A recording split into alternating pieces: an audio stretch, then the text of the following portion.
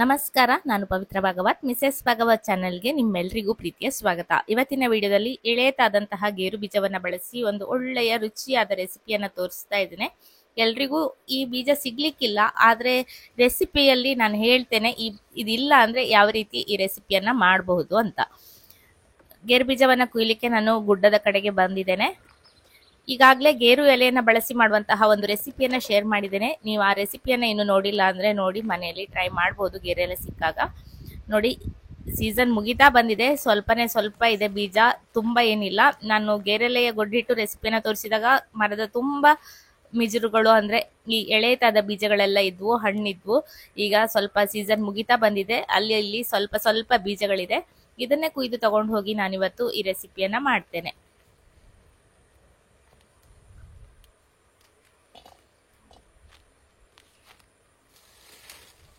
ಸಾಮಾನ್ಯವಾಗಿ ಫೆಬ್ರವರಿಯಿಂದನೇ ಸ್ಟಾರ್ಟ್ ಆಗ್ತದೆ ಗೇರು ಬೀಜದ ಸೀಸನ್. ಕುಯ್ದು ಅದನ್ನ ಆರಿಸಿ ತೆಗಿಬೇಕು, ಅದರಲ್ಲಿ ಬಲ್ತಿರುವ ಬೀಜವನ್ನೆಲ್ಲ ತೆಗೆದು ತಗೊಂಡು ಹೋಗ್ಬೇಕು. ಪ್ರತಿನಿತ್ಯ ಸಂಜೆ ಇದೇ ಕೆಲಸ ಇರ್ತದೆ. ಹೆಚ್ಚಾಗಿ ಸಾಮಾನ್ಯ ಮೇ ತಿಂಗಳ ತನಕನೂ ಇದೇ ಕೆಲಸ ಇರ್ತದೆ. ಹಣ್ಣಾಗಿರೋದನ್ನ ಕುಯ್ದು ತಗೊಂಡು ಹೋಗ್ಬೇಕು. ಇದೇನೋ ಮರ ಕೆಳಗಡೆನೆ ಇದೆ, ಕೈಗೆ ಎಟುಕುವ ಹಾಗೆ ಇದೆ. ಎಲ್ಲ ಮರನು ಹೀಗೆ ಇರೋದಿಲ್ಲ, ಎತ್ತರದಲ್ಲಿ ಇರ್ತದೆ. ಅದನ್ನ ಕುಯ್ದು ತಗೊಂಡು ಹೋಗ್ಬೇಕಾಗ್ತದೆ. ಅದಕ್ಕೆ ಕೊಕ್ಕೆಯನ್ನೆಲ್ಲ ಬಳಸಬೇಕು. ಕೆಳಗೆ ಉದುರಿಸ್ಕೊಂಡು ನಂತರ ಅದನ್ನೆಲ್ಲ ಒಂದೊಂದನ್ನೇ ಆರಿಸಿ ತಗೊಂಡು ಹೋಗಿ ಅದರ ಬೀಜವನ್ನೆಲ್ಲ ಸಪರೇಟ್ ಮಾಡ್ಕೊಳ್ಬೇಕು. ನೋಡಿ ಎಷ್ಟು ಎತ್ತರದಲ್ಲಿದೆ, ಹಣ್ಣಾಗಿದೆ. ಹಣ್ಣು ಕೂಡ ತುಂಬಾನೇ ರುಚಿಯಾಗಿರ್ತದೆ ತಿನ್ಲಿಕ್ಕೆ, ಹಾಗೆ ಆರೋಗ್ಯಕ್ಕೂ ಕೂಡ ತುಂಬಾನೇ ಒಳ್ಳೇದು ಅಂತ ಹೇಳ್ತಾರೆ. ಹಾರ್ಟಿಗೆಲ್ಲ ತುಂಬಾನೇ ಒಳ್ಳೇದಂತೆ ಗೇರು ಹಣ್ಣು. ಸೀಸನ್ ಅಲ್ಲಿ ಸಿಕ್ಕಾಗ ಖಂಡಿತ ತಿನ್ನಿ.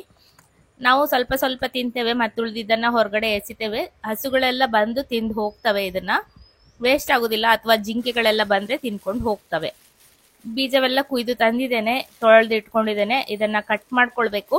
ಕಟ್ ಮಾಡುವಾಗ ಸ್ವಲ್ಪ ಕೈಗೆ ಗ್ಲೌಸ್ ಅನ್ನೆಲ್ಲ ಬಳಸೋದು ಉತ್ತಮ. ಇದರಲ್ಲಿ ತುಂಬಾ ಸೊನೆ ಇರ್ತದೆ. ಮಾವಿನಕಾಯಿಯಲ್ಲಿ ಇರುವ ಹಾಗೆ ಸೊನೆ ಇರ್ತದೆ. ಮಾವಿನಕಾಯಿಯ ಸೊನೆಗಿಂತ ಸ್ವಲ್ಪ ಜಾಸ್ತಿ ಸುಟಿಯಾಗಿರ್ತದೆ. ಕೈಗೆ ತಾಗಿದ್ರೆ ಸುಟ್ಟು ಹೋಗ್ತದೆ. ಹಾಗಾಗಿ ಕೈಗೆ ಗ್ಲೌಸ್ ಅನ್ನ ಬಳಸಿ ಈ ರೀತಿ ಆಗ್ತದೆ ನೋಡಿ.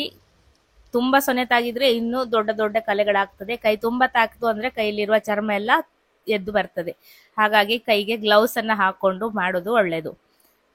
ಇಲ್ಲ ಅಂದ್ರೆ ಎಣ್ಣೆಯನ್ನಾದ್ರೂ ಸವರ್ಕೊಳ್ಳಿ, ಅಷ್ಟು ಕೈ ಸುಡುದಿಲ್ಲ. ಎಲ್ಲ ಕಟ್ ಮಾಡಿ ಆಗಿದೆ. ಅದರ ಒಳಗಡೆ ಇರುವಂತಹ ಈ ಬೀಜದ ಪಾರ್ಟ್ ಏನಿದೆ ಅದನ್ನ ತೆಕ್ಕೊಳ್ತಾ ಇದ್ದೇನೆ. ಶಾರ್ಪ್ ಆಗಿರುವ ಯಾವ್ದಾದ್ರು ಒಂದು ವಸ್ತುವನ್ನ ತಗೊಂಡು ಈ ರೀತಿ ತೆಗಿಬೇಕಾಗ್ತದೆ. ಹೊರಗಡೆ ಸಿಪ್ಪೆಯನ್ನೆಲ್ಲ ತೆಗೆದು ಹಾಕ್ಬೇಕು. ಅದರಲ್ಲಿ ತುಂಬಾ ಸೊನೆಯ ಅಂಶ ಇರ್ತದೆ. ಬೀಜವನ್ನೆಲ್ಲ ಬಿಡಿಸಿದಾಗಿದೆ. ಸ್ವಲ್ಪ ಆಗಿದೆ, ಸಾಕು. ಸ್ವಲ್ಪನೇ ತೊಂಡೆಕಾಯಿ ಇದೆ, ಅದರ ಜೊತೆಗೆ ಇದನ್ನ ಸೇರಿಸಿ ನಾನಿವತ್ತು ರೆಸಿಪಿಯನ್ನ ಮಾಡ್ಕೊಳ್ತಾ ಇದ್ದೇನೆ. ಪಾತ್ರೆಯಲ್ಲಿ ಬೀಜಕ್ಕೆ ಸ್ವಲ್ಪ ನೀರನ್ನ ಹಾಕಿದ್ದೇನೆ, ಹಾಗೆ ರುಚಿಗೆ ಸ್ವಲ್ಪ ಉಪ್ಪನ್ನ ಹಾಕಿ ಚೆನ್ನಾಗಿ ಒಂದು 5ರಿಂದ 10 ನಿಮಿಷ ಕುದಿಸ್ಕೊಳ್ತೇನೆ. ಕುದಿಸಿದಾಗ ಬೀಜ ಬೆಂದು ಬರ್ತದೆ. ಹಾಗೆ ಅದರ ಮೇಲೆ ಇನ್ನೊಂದು ಸಿಪ್ಪೆ ಇರ್ತದೆ, ಅದನ್ನು ಕೂಡ ನಾವು ತೆಗೆದಾಕ್ಬೇಕು. ಹಾಗೆ ಬೀಜದಲ್ಲಿ ಸೊನೆ ಅಂಶ ಕೂಡ ಇರ್ತದೆ, ಅದನ್ನ ತೆಗಿಬೇಕು ಅಂದ್ರೆ ಈ ರೀತಿ ಕುದಿಸ್ಲೇಬೇಕು. ಅದನ್ನ ನಾವು ಚಿಕ್ಕವರಿದ್ದಾಗ ಅಮ್ಮ ಯುಗಾದಿಗೆ ಈ ಬೀಜವನ್ನ ಹಾಕಿ ಪಾಯಸನ ಮಾಡ್ತಾ ಇದ್ರು. ತುಂಬಾ ಅಂದ್ರೆ ತುಂಬಾನೇ ರುಚಿಕರವಾಗ್ತದೆ. ಹೆಸರು ಬೇಳೆಗೆ ಈ ತರ ಬೀಜ ತಂದು ಅದನ್ನ ಕಟ್ ಮಾಡಿ ಹೀಗೆ ಬೇಯಿಸಿ ನಂತರ ಪಾಯಸಕ್ಕೆ ಹಾಕಿ ಮಾಡುವಂಥದ್ದು ತುಂಬಾನೇ ರುಚಿಕರವಾಗಿರ್ತದೆ. ಹಾಗೆ ಅದಕ್ಕೆ ಬೇಯಿಸುವಾಗ ಉಪ್ಪನ್ನ ಹಾಕುದಿಲ್ಲ. ಸಿಪ್ಪೆಯನ್ನೆಲ್ಲ ತೆಗೆದು ಹಾಕೊಂಡಿದ್ದೇನೆ. ಈಗ ಪಲ್ಯವನ್ನ ಮಾಡ್ಲಿಕ್ಕೆ ಬಾಣಲೆಯನ್ನ ಬಿಸಿಗಿಟ್ಟು 1 ಟೇಬಲ್ ಚಮಚ ಆಗುವಷ್ಟು ಎಣ್ಣೆಯನ್ನ ಹಾಕಿದ್ದೇನೆ. ಎಣ್ಣೆ ಬಿಸಿ ಆದ ನಂತರ ಸ್ವಲ್ಪ ಸಾಸಿವೆ ಹಾಗೆ ಉದ್ದಿನ ಬೇಳೆಯನ್ನ ಹಾಕೊಂಡಿದ್ದೇನೆ. ಒಗ್ಗರಣೆ ಎಲ್ಲ ಚಟಪಟ ಅನ್ನುವಾಗ ಒಂದು ಒಣಮೆಣಸಿನ ಪೀಸು, ಸ್ವಲ್ಪ ಕರಿಬೇವಿನ ಸೊಪ್ಪು ಹಾಗೆ 2 ಹಸಿಮೆಣಸನ್ನ ಉದ್ದಕ್ಕೆ ಕಟ್ ಮಾಡಿ ಹಾಕೊಂಡಿದ್ದೇನೆ. ಜಾಸ್ತಿ ಖಾರವನ್ನ ಹಾಕೋದು ಬೇಡ, ಸ್ವಲ್ಪ ಸಪ್ಪೆಯಾಗಿ ಈ ಪಲ್ಯವನ್ನ ಮಾಡ್ಕೊಳ್ಬೇಕು. ಸಿಂಪಲ್ ಆಗಿ ಮಾಡುವಂತಹ ಪಲ್ಯದ ರೆಸಿಪಿ ಇದು. ಮದ್ವೆ ಮನೆಗಳೆಲ್ಲ ಈ ಪಲ್ಯವನ್ನ ಮಾಡ್ತಾರೆ ನಮ್ ಕಡೆ ಹೆಚ್ಚಾಗಿ. ಆಗ ಈ ರೀತಿ ಹಸಿ ಗೋಡಂಬಿಯನ್ನೆಲ್ಲ ತಂದು ಮಾಡೋದಿಲ್ಲ, ಬದಲಿಗೆ ಅಂಗಡಿಯಲ್ಲಿ ಸಿಗುವ ಗೋಡಂಬಿಯನ್ನೇ ಅವರು ಬಳಸ್ತಾರೆ. ಹಾಗೆ ತೊಂಡೆಕಾಯಿಯನ್ನ ಕಟ್ ಮಾಡಿ ಹಾಕಿದ್ದೇನೆ, ಮನೆಯಲ್ಲೇ ಬೆಳೆದಂತಹ ತೊಂಡೆಕಾಯಿ. ಬಲ್ತಿರುವ ತೊಂಡೆಕಾಯಿ, ಹಣ್ಣಾಗಿರುವ ತೊಂಡೆಕಾಯಿಯನ್ನ ಇದಕ್ಕೆ ಹಾಕಬೇಡಿ. ಫ್ರೆಶ್ ಆಗಿರುವಂತಹ ಎಳೆತಾದ ತೊಂಡೆಕಾಯಿಯನ್ನ ಹಾಕಿದಾಗ ರುಚಿ ಚೆನ್ನಾಗಿ ಬರ್ತದೆ. ಚೆನ್ನಾಗಿ ಎಣ್ಣೆಯಲ್ಲಿ ಮಿಕ್ಸ್ ಮಾಡಿಕೊಂಡು ಅರ್ಧ ಕಪ್ ಆಗುವಷ್ಟು ನೀರನ್ನ ಹಾಕಿ ಒಂದು ಮುಚ್ಚಳವನ್ನ ಮುಚ್ಚಿ ಬೇಯಲಿಕ್ಕೆ ಬಿಡ್ತೇನೆ.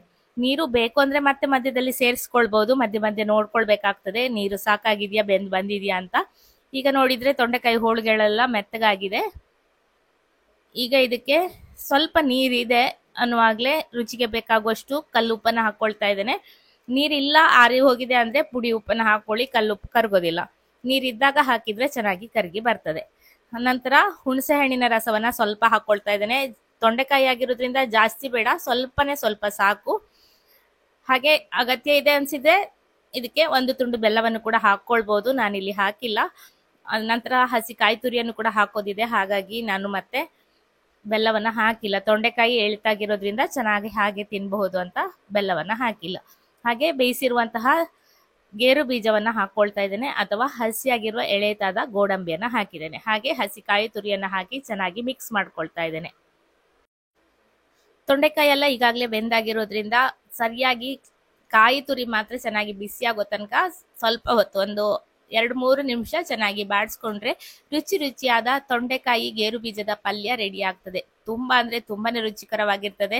ಗೇರು ಬೀಜ ಇನ್ನು ಸ್ವಲ್ಪ ಜಾಸ್ತಿ ಹಾಕಿದ್ರು ಕೂಡ ನಡೀತದೆ, ನಾನು ಸ್ವಲ್ಪ ಪ್ರಮಾಣದಲ್ಲಿ ಹಾಕೊಂಡು ಮಾಡಿದ್ದೇನೆ. ಇಷ್ಟ ಆದ್ರೆ ಖಂಡಿತ ಲೈಕ್ ಮಾಡಿ. ಹಾಗೆ ನಿಮಗೆ ಈ ಗೇರು ಬೀಜ ಸಿಕ್ಕಿಲ್ಲ ಅಂದ್ರೆ ಚಿಂತೆ ಬೇಡ, ಅಂಗಡಿಯಲ್ಲಿ ಸಿಗುವಂತಹ ಗೇರು ಬೀಜವನ್ನ ಬಿಸಿ ನೀರಿನಲ್ಲಿ ಹಾಕಿ ಇಟ್ಟು ಸ್ವಲ್ಪ ಹೊತ್ತು ಬಿಟ್ಟು ನಂತರ ಪಲ್ಯಕ್ಕೆ ಬಳಸ್ಕೊಳ್ಬಹುದು. ರುಚಿಯಾದ ಪಲ್ಯವನ್ನ ಸರ್ವ್ ಮಾಡ್ತಾ ಇದ್ದೇನೆ. ವಿಡಿಯೋ ಇಷ್ಟ ಆದ್ರೆ ಖಂಡಿತ ಒಂದು ಲೈಕ್ ಮಾಡಿ, ಶೇರ್ ಮಾಡಿ, ಅನಿಸಿಕೆನ ಕಮೆಂಟ್ ಅಲ್ಲಿ ತಿಳಿಸಿ. ಹಾಗೆ ಚಾನಲ್ ಅನ್ನ ಸಬ್ಸ್ಕ್ರೈಬ್ ಮಾಡ್ಕೊಂಡು ಸಪೋರ್ಟ್ ಮಾಡಿ ಅಂತ ಕೇಳ್ಕೊಳ್ತೇನೆ. ಇದೇ ರೀತಿ ಇನ್ನೂ ಹೆಚ್ಚಿನ ರೆಸಿಪಿಗಳೊಂದಿಗೆ ಬರ್ತೇನೆ, ಮತ್ತೊಂದು ವಿಡಿಯೋದಲ್ಲಿ ಸಿಗ್ತೇನೆ. ಅಲ್ಲಿಯವರೆಗೂ ನಮಸ್ಕಾರ.